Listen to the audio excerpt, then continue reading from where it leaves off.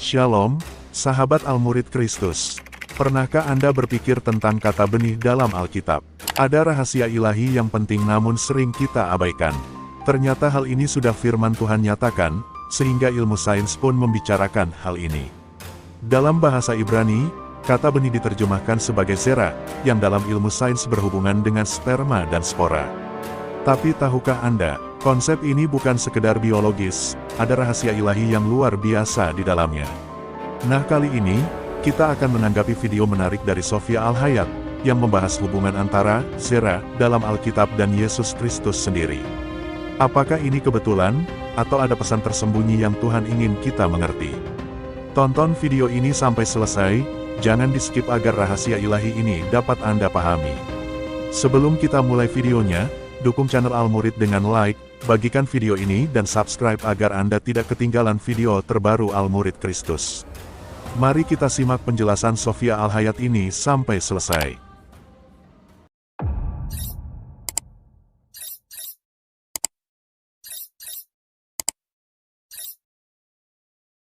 Inilah yang disebut benih.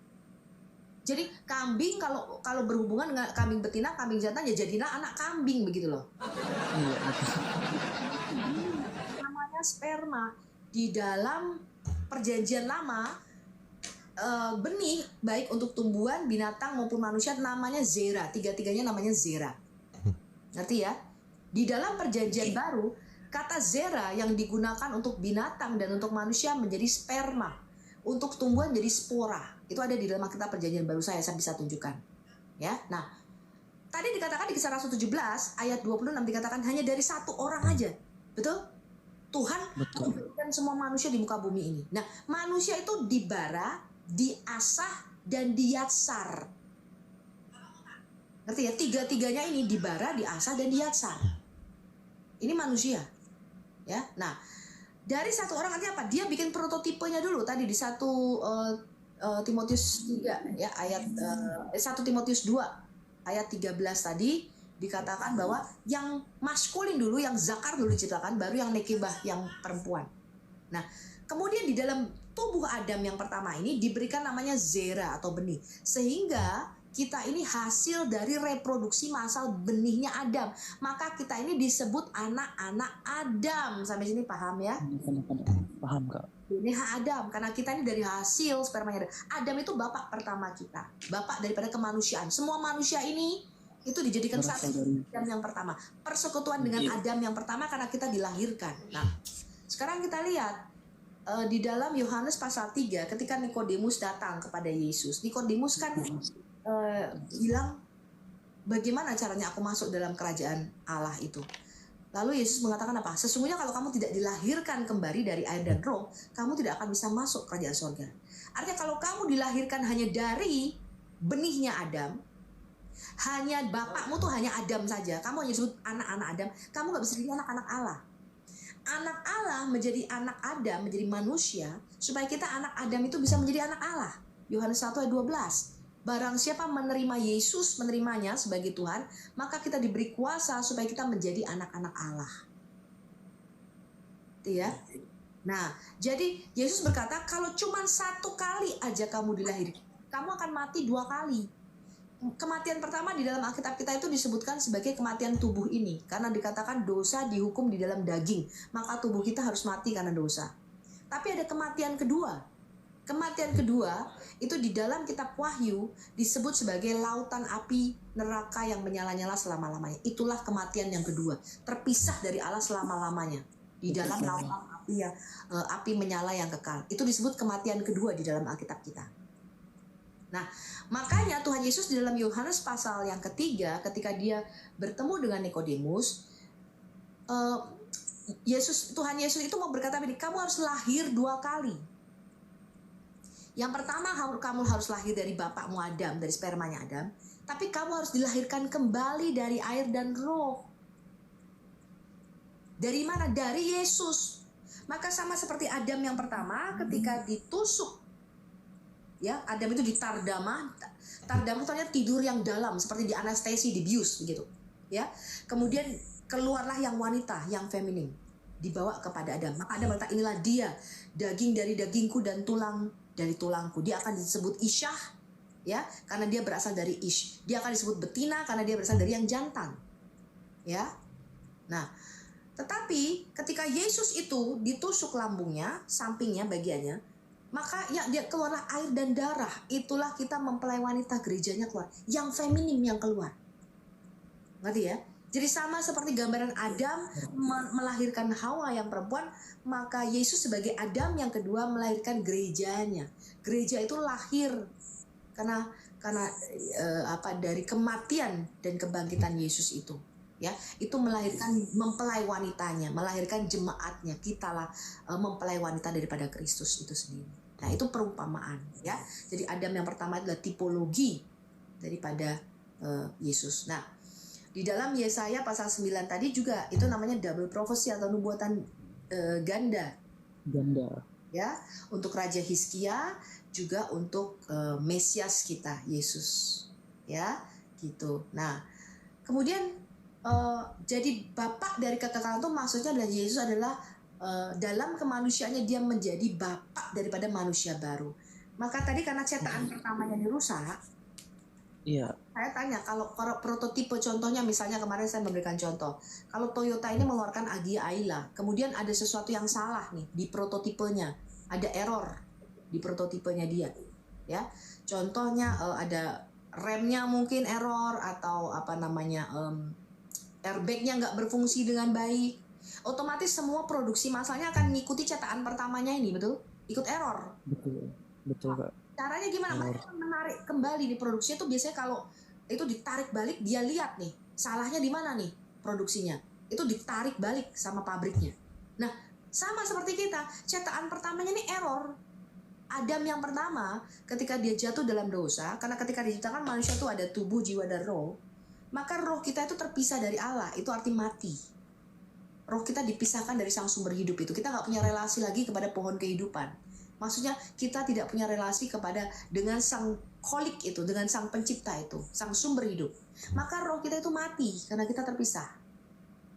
Ya, bukan lenyap, mati. Rohnya kita masih ada, tapi mati, nggak berfungsi dengan maksimal. Lalu jiwa kita itu rusak ketika manusia jatuh dalam dosa. Maka dikatakan yang timbul dari dalam hatinya itu semua adalah yang jahat. Karena jiwa kita rusak. Nah, tubuh kita karena kita terpisah dari sang sumber hidup itu, maka tubuh kita itu akan mati berlahan-lahan. Karena kita tidak punya akses kepada pohon kehidupan itu. Kita nggak punya akses pada sang sumber hidup itu. Ya, maka kita akan mati secara fisik. Kita akan makin tua, sakit, lemah, ya makin bungkuk, rambutnya makin putih, makin keriput, lama-lama kita mati. Gitu. Ya. Nah, ini yang disebut sebagai kematian karena kita terpisah dari pohon kehidupan.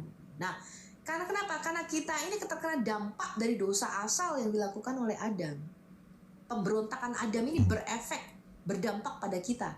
Karena kemudian kita tadi satu benihnya Adam, zeranya Adam, maka kita harus dilahirkan kembali dalam persekutuan dengan Yesus. Roma 5 ayat 12 dan 14. Coba baca.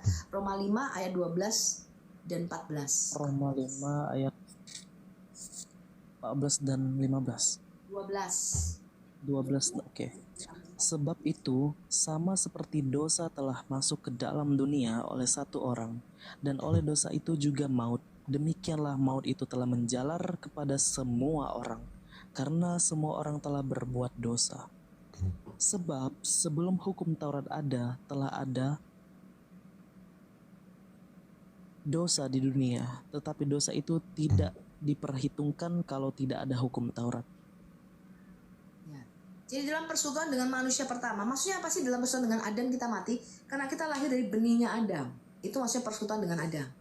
Mereka sudah kata, kamu harus lahir dari Adam yang kedua. Siapa Adam yang kedua? Yesus. Maka dia menjadi manusia bukan hanya sekedar menyelamatkan kita menebus dosa, bukan. Dia itu adalah prototipe daripada manusia baru. Yesus itu yang sulung itu maksudnya yang pertama kali. Ngerti gak? Prototipe ini kan pertama atau yang sulung toh, betul gak? Betul. Itu yang sulung, maka Yesus kata sebut yang sulung. Dari semua ciptaan baru ini dia tuh yang sulung. Itu prototipenya kayak Yesus, nanti kita akan dirubah serupa dengan gambaran anaknya. Kita akan dirubah seperti prototipe Adam yang baru ini, gitu loh. Ya, karena itu Yesus itu disebut prototype daripada a new humanity, disebut yang sulung dari ciptaan yang baru. Begitu. Nah, karena itu semua kita manusia itu harus diciptakan ulang, dilahirkan kembali sesuai dengan prototipe Adam. Kalau kita tidak dilahirkan kembali, tidak bisa kita masuk dalam kerajaan surga, itu maksudnya. Kalau kita hanya dari bapak kita Adam, maka kita nggak bisa hidup kekal. Kita harus mempunyai bapak yang baru, Yesus, sang sumber hidup itu. Oke, Bapa dari kekekalan.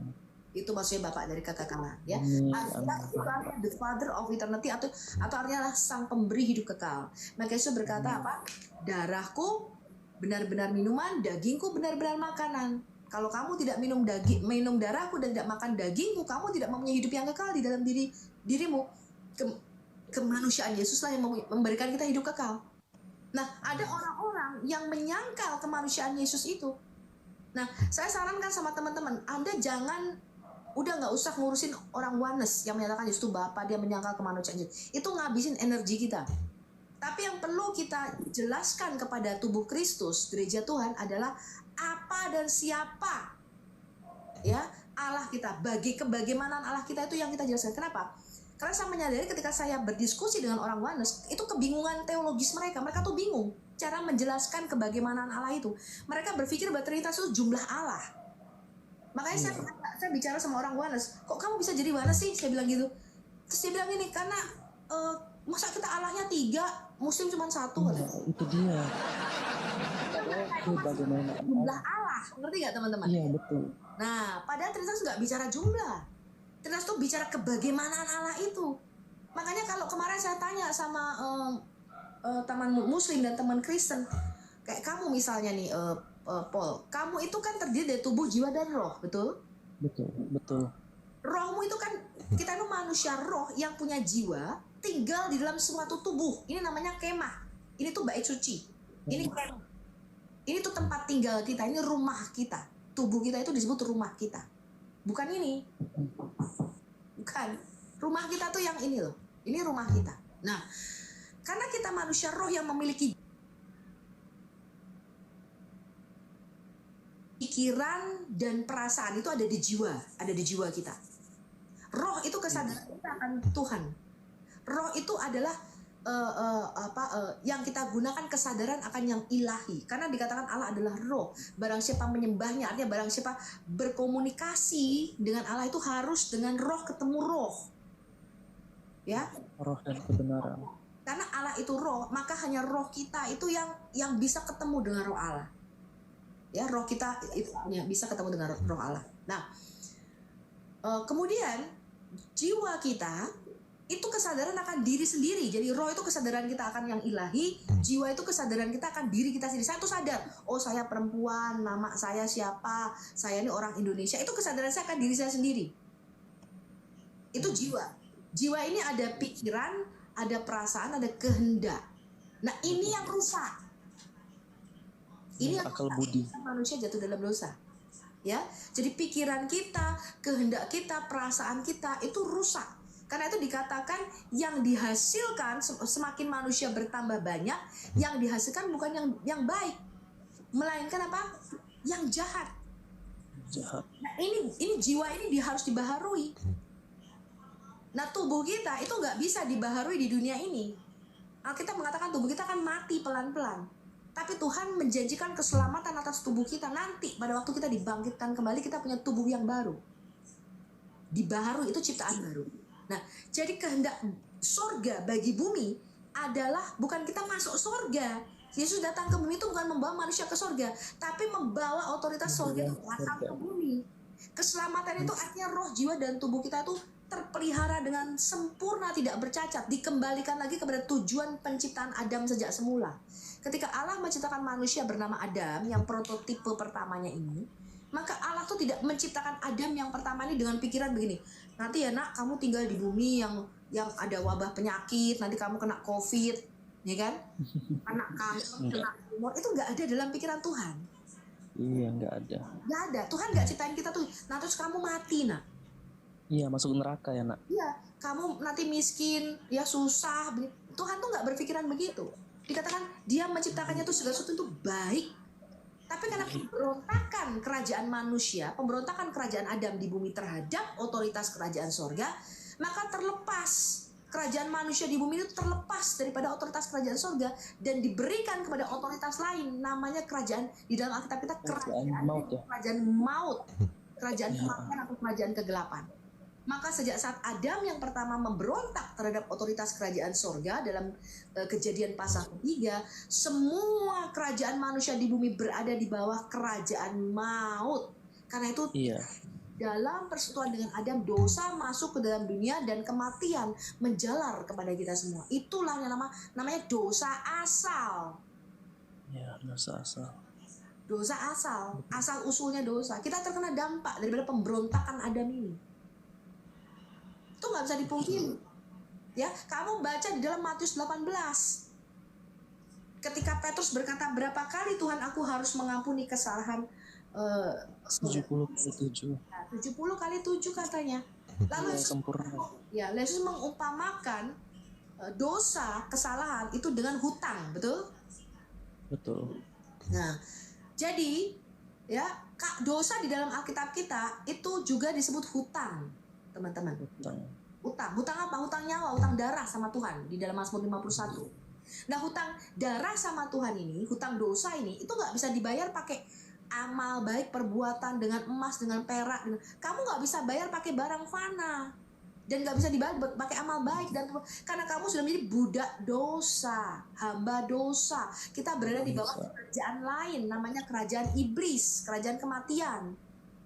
Nah, saya kemarin kasih contoh, dosa asal itu adalah status kita sebagai budak. Kalau status kita itu orang budak, budak itu bisa berbuat baik, betul? Betul. Dia melayani tuannya, apapun yang dikatakan oleh tuannya dia ikuti, ya kan? Enggak, tuannya ngomong kamu siapin makan, dia nurut siapin makan, ya kan? Budak itu tidak. Jadi ketika Adam jatuh dalam dosa, itu di strip off. Strip off itu artinya dilucuti. Maka kamu kalau lihat film-film perang misalnya, kerajaan lawan kerajaan, terus ini yang satu nih misalnya rajanya kalah, itu biasanya tuh serakyat-rakyat itu ditelanjangi cuma pakai kolor gitu, kemudian dirantai tangannya. Itu gambaran perbudakan. Karena kamu kalah perang. Nah, Adam yang pertama tuh kalah perang. Maka di dalam Matius 18, ketika si hamba ini utang sama raja, dia nggak bisa bayar, dikatakan apa? Dia harus dijual seanak-anaknya, seistri-istrinya, betul? Seluruh keluarganya dijual. Nah, itu gambaran Adam yang pertama. Karena dia berdosa terhadap Tuhan, karena dia imam besar kita, maka kita pun turut jatuh dalam dosa. Nah, ini gambaran ini nggak ada di dalam Quran. Karena imam itu di dalam Islam apa? Pemimpin sholat. Pemimpin sholat. Ya. Adam itu disebut imam besar kita yang pertama. Maka ketika imam besar kita jatuh ke dalam dosa, dia mati di dalam Taman di Eden, maka kita juga dianggap berdosa. Itu mewakili kita di hadapan Allah. Sama seperti imam besar Harun. Ngerti ya? Kalau imam besar Harun masuk ke dalam ruang Maha Kudus, dia itu mengenakan baju efod, baju imam, pakaian kekudusan.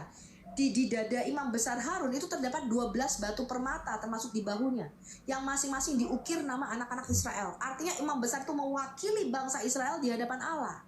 Nah, kalau imam besarnya itu berdosa, mati di ruang Maha Kudus, mayatnya diseret keluar, maka Tuhan akan menganggap seluruh bangsa Israel kena kutuk dan tulah selama 1 tahun. Sampai tahun berikutnya imam besar mempersembahkan imam besar yang baru masuk lagi ke dalam ruang Maha Kudus pada hari raya Yom Kippur. Itu karena imam itu mewakili bangsa di hadapan Allah gitu loh. Kalau nabi beda, nabi itu mewakili Allah. Mewakili Allah. Dia berbicara, dia juru bicaranya Allah. Nabi itu disebut penyambung lidah atau juru bicara Allah. Dia mewakili Allah di hadapan manusia. Tapi imam tidak. Imam itu juru bicara manusia. Imam itu mewakili manusia di hadapan Allah. Jadi antara jabatan imam, ya, antara jabatan imam dengan jabatan nabi itu berkebalikan. Nabi mewakili Allah, imam mewakili manusia. Ini kebalikan nih jabatannya.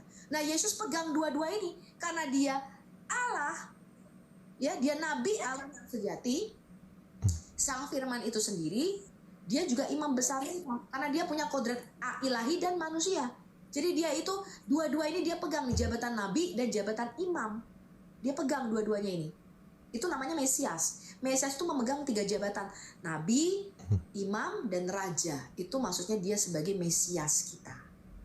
Gitu. Makanya disebut juru bicara Allah. Kenapa? Karena Ibrani 1 ayat 1-3 berkata apa? Dahulu Allah berbicara dengan perantaran para nabinya, tapi di akhir zaman ini Allah berbicara dengan perantaran anaknya. Ngerti ya? Dia itu puncak kenabian. Itu arti kata Mesias yang kita terapkan pada Yesus. Dia puncak kenabian, nabinya para nabi. Gitu loh. Ya ini. Oke ya, kita lanjutin sebentar. Ya, dan dia puncak keimamatan. Yesus itu mengambil alih kembali posisi Adam tadi, manusia pertama, sebagai raja, sebagai imam, dan sebagai nabi. Ya, yang Adam itu hilangkan di dalam taman di Eden. Gitu ya teman-teman. Jadi Aviab itu maksudnya kemanusiaan Yesus adalah Bapa daripada manusia baru gitu ya. Ya, saya ulangi sekali lagi bagi teman-teman yang join di YouTube maupun di TikTok. Waktu saya nggak banyak ya, karena sebentar lagi saya harus pergi ya. Nanti kita akan mulai lagi pengajaran kita dari nol. Jadi ada banyak teman-teman tidak mengerti mengenai prinsip kerajaan sorga yang berekspansi ke bumi ya. Jadi Al-Hayat Indonesia, sekali lagi saya ulangi ya, Al-Hayat Indonesia itu berdiri di atas kesatuan tubuh Kristus. Ngerti ya teman-teman ya. Nah, sehingga kita ini tidak akan memecah tubuh Kristus ya. Kita nggak akan masuk ke ranah yang gereja, otoritas gereja. Kita hanya masuk ke dalam ranah yang menjadi dasar apologetika saja ya. Sinyalnya nggak nyambung ini Pak Nando. Sinyal Anda terdiskon ini Pak.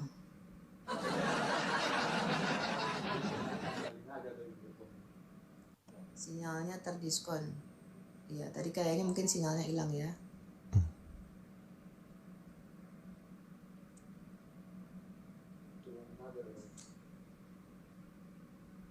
Gitu ya. Jadi di Yesaya 9 ayat 5. Enggak, tadi ya kepental sinyal aku kayaknya. Ya. Yesaya 9 ayat 5, Yesus itu Bapa dari kekekalan, artinya dia pemberi sumber hidup kekal. Ya. Jadi kemanusiaan Yesus itu disebut sang sumber hidup kekal, bukan Allah Bapa yang dilahirkan. Nah, coba kita lihat. Ya. Kita lihat 1 Yohanes ya. Kalau waktu kakak singkat mungkin nggak apa-apa kak, singkat aja, takutnya nanti ada kesibukan lain kakaknya. Iya, masih 2 jam lagi kok. Baik kak. 1 Yohanes 5 ayat 1. Kita lihat, Yesus itu Allah Bapa yang lahir atau anak Allah? 1 Yohanes 5 ayat 1.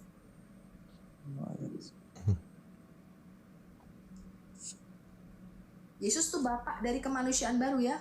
Bapak manusia baru, bapaknya kita Adam yang baru tuh ya Yesus. Jadi boleh nggak dia disebut Bapak kita? Ya boleh, tapi bukan Allah Bapa gitu loh. Dalam pengertian Allah dalam ontologinya. Coba kita lihat 1 Yohanes 5 ayat 1. 5 ayat 1 ya. Setiap orang yang percaya bahwa Yesus adalah Kristus, lahir dari Allah, dan setiap orang yang mengasihi Dia yang melahirkan, mengasihi juga Dia yang lahir daripadanya. Jadi Yesus itu lahir dari Allah juga, betul? Nah, ini yang disebut persekutuan dengan Yesus sebagai Bapak kita yang baru, Bapak kita dalam kekekalan. Yesus itu lahir dari Allah. Ngerti gak ini makna ayat ini? Setiap orang, karena dia sang firman. Yesus adalah Kristus. Kita ini disebut lahir dari Allah karena kita percaya Yesus adalah Mesias. Kita lahir dari Allah. Amin. Ya, 1 Yohanes 3 ayat 9 berkata, kita ini dari benih ilahi. Kita dilahirkan dari spermateos namanya. Ya. Maka kalau kita ini mengasihi Dia yang melahirkan, artinya Bapa, maka kita juga mengasihi Dia yang lahir daripadanya. Ngerti nggak maksudnya? Jadi Yesus itu bukan Allah Bapa yang lahir, Dia itu anak Allah, firman Allah yang di dalam diri Allah, yang keluar dari dalam diri Allah. Di dalam Mazmur 110 ayat 3 dikatakan Mesias itu lahir dari rahim Allah. Jadi bagaimana kita bisa mengatakan Allah Bapa itu lahir gitu? Karena pengajaran para rasul, ini Rasul Yohanes yang nulis 1 Yohanes 5 itu Rasul Yohanes. Rasul Yohanes mengatakan bukan Allah Bapa yang lahir, tapi anaknya nih Firman, betul? Sang Firman Betul, itu betul. lahir dari Allah. Maka kalau kita percaya dia lahir dari Allah, kita mengasihi Bapa dia yang melahirkan, kita juga akan mengasihi Yesus yang lahir daripada Allah itu. Jadi yang lahir itu bukan Bapa. Sampai sini paham ya? Catat ayatnya ya. Paham. Amin, amin, paham. Bukan Allah Bapa yang lahir, anak Allah. Sang Firman itu yang lahir, ini disebut anak karena dia keluar dari dalam diri Allah. Iya. Gitu, ya. Oke, kita gantian dulu ya, Paul ya. Iya, Kak.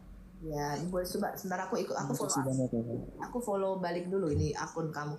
Teman-teman tolong di follow dong ini. Aduh, kok nggak bisa aku follow ya? Oh, kamu Ini soalnya privasi, Kak. Aku iya privat. Takut aku, Kak, setelah kena peringatan kemarin ngeri banget. Padahal cuma kesaksian aja sampai segitu. Kesaksian aja cuma sampai segitunya. Jadi, Kesaksian Kak, satu aku orang murtadin ketika Paul bersaksi di komal saya, ya dari Islam pindah ke Kristen, menggetarkan seluruh Indonesia. iya, aku baca Quran dikit aja langsung tuh. Iya, dia baca Quran, langsung kemana-mana. Nah, kenapa? Karena mereka ketakutan. Kerajaan kegelapan ini udah ketakutan nih, ya. Nah, aku rasa itu dulu ya, Paul ya. Tunggu di bawah dulu ya. Baik, Kak. Terima kasih banyak ya. Mohon dukung dalam doanya. Oke, ya pasti kita support terus ya. Amin. Nah, itu teman-teman ya. Jadi kerajaan kegelapan udah takut nih. Ya, takut dengan apa? Kerajaan terang. Jadi ini apa namanya? Fight atau war between kerajaan Allah, kerajaan terang dengan kerajaan kegelapan, ya. Nah, nanti kita akan belajar secara terstruktur. Jadi saya menginginkan Anda orang-orang Kristen ya kalau ada komal-komal yang memang dia didedikasikan untuk mengupas bidat-bidat itu terserah mereka. Kalau saya mau menghabiskan energi ke sana. Karena buat saya yang lebih penting buat gereja Tuhan adalah memahami Alkitab kita secara benar. Ya, kalau kita berdebat dengan orang waras, mana tunjukkan kata Trinitas sampai modal. Karena pikiran mindset mereka itu jumlahnya Allah ada berapa? Ngerti? Pemahaman mereka tuh tidak dalam. Ya, tentang Alkitab kita. Nah, buat saya daripada kita menghabiskan waktu untuk bentrok dengan ajaran-ajaran ini, itu hanya menguras energi. Karena harusnya kita menguras energi untuk belajar Alkitab dengan benar. Ya, Rasul Yohanes tadi mengatakan apa? Yesus itu lahir dari Allah, Bapa. Dia yang melahirkan itu maksudnya Bapa. Dia yang lahir daripadanya maksudnya Yesus. Yesus itu lahir dari Allah. Bagaimana kita mengatakan Bapa itu yang lahir? Lebih baik buat saya adalah mendalami Alkitab. Gereja atau tubuh Kristus yang diperlukan adalah pendalaman Alkitab. Apa itu Trinitas? Siapa itu Yesus, anak Allah itu? Apa arti Mesias? Mereka menyangkal kemanusiaan Yesus. Yesus bukan manusia menurut mereka. Yesus bukan nabi, bukan imam. Lah padahal Yesus itu Mesias itu maksudnya dia nabi, imam, dan raja. Itu maksud arti kata Mesias yang dikenakan kepada Yesus. Lalu bagaimana kita menyangkal dia nabi, dia imam, dan dia raja? Kita menghabiskan waktu berdebat itu kalau buat saya menguras energi banget, gontok-gontokan ya. Kemudian di mana kata Trinitas? Yesus adalah Bapa, aku dan Bapa. Itu wasting time, wasting energy. Buat saya lebih penting adalah bagaimana tubuh Kristus diperlengkapi sehingga ngerti, mengenal anak Allah itu dengan benar. Ya, karena Alkitab berkata, aku berdoa, ya, kata Rasul Paulus, supaya kamu diberikan pengertian mengenal siapa anak Allah itu dengan benar. Itu ya. Gitu teman-teman. Jadi kemanusiaan Yesus itu sangat penting. Kemanusiaannya lah itu yang disebut pemberi hidup kekal. Ya, karena itu Yesus itu berkata darah darahku dan tubuhku itu memberikan kepada kamu hidup kekal. Kalau kamu tidak makan dagingku, makan daging anak manusia dan minum darahnya, kamu tidak mempunyai hidup yang kekal dalam dirimu. Jadi kemanusiaan Yesus itu yang memberikan kita hidup kekal. Dia disebut prototipe yang pertama, yang sulung daripada manusia baru. Nanti kita semua akan dirubah serupa dengan gambaran Yesus, anaknya ini, Adam yang baru ini. Supaya kita bisa layak masuk dalam langit yang baru dan bumi yang baru gitu. Maksudnya ya teman-teman ya. Saudara, mengenai asal mula dosa, benih Adam, dan bagaimana Yesus datang untuk membalikkan segalanya. Dengarkan ini, saya jamin, setelah mendengar penjelasan ini, cara Anda melihat keselamatan akan berubah selamanya. Pertama, kita semua tahu kisah Kejadian 3, Adam dan Hawa memakan buah terlarang, dan sejak saat itu, dosa masuk ke dalam dunia. Tapi, dosa itu bukan sekadar tindakan makan buah, itu adalah pemberontakan terhadap Tuhan. Roma 5 ayat 12 berkata, sebab itu, sama seperti dosa telah masuk ke dalam dunia oleh satu orang, dan oleh dosa itu juga maut, demikianlah maut itu telah menjalar kepada semua orang, karena semua orang telah berbuat dosa. Dosa ini masuk melalui benih Adam, karena sejak saat itu, setiap manusia yang lahir dari keturunannya telah mewarisi sifat dosa. Tapi, Tuhan tidak membiarkan manusia terjebak dalam kehancuran. Dia punya rencana penyelamatan yang luar biasa. Kedua, Roma 5 ayat 19 berkata, jadi, sama seperti oleh ketidaktaatan satu orang semua orang telah menjadi orang berdosa, demikian pula oleh ketaatan satu orang semua orang menjadi orang benar. Di sini, Paulus membandingkan Adam pertama dengan Yesus, yang disebut sebagai Adam kedua. Adam pertama membawa dosa dan maut, Yesus sebagai Adam kedua, membawa hidup dan keselamatan. Apa yang Adam gagal lakukan, Yesus selesaikan dengan sempurna. Adam jatuh dalam dosa di taman, Yesus menang atas dosa di taman Getsemani.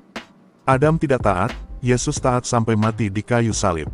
Adam membawa maut, Yesus membawa kehidupan kekal. Yesus bukanlah benih dari Adam pertama, karena dia dikandung oleh Roh Kudus. Itulah sebabnya dia bebas dari dosa, dan hanya dialah yang bisa menyelamatkan kita. Jadi, sahabat Al-Murid Kristus, inilah kabar baiknya. Meskipun kita semua mewarisi dosa dari benih Adam pertama, kita bisa mendapatkan hidup yang baru dalam Yesus, Adam yang kedua. Apakah Anda masih hidup dalam warisan dosa Adam? Atau sudah menerima kehidupan baru dalam Kristus? Jika video ini memberkati Anda, jangan lupa like, komentar, dan bagikan supaya lebih banyak orang mengenal kebenaran ini. Dan pastikan Anda subscribe agar tidak ketinggalan video berikutnya. Tuhan Yesus memberkati. Salam Murid Kristus.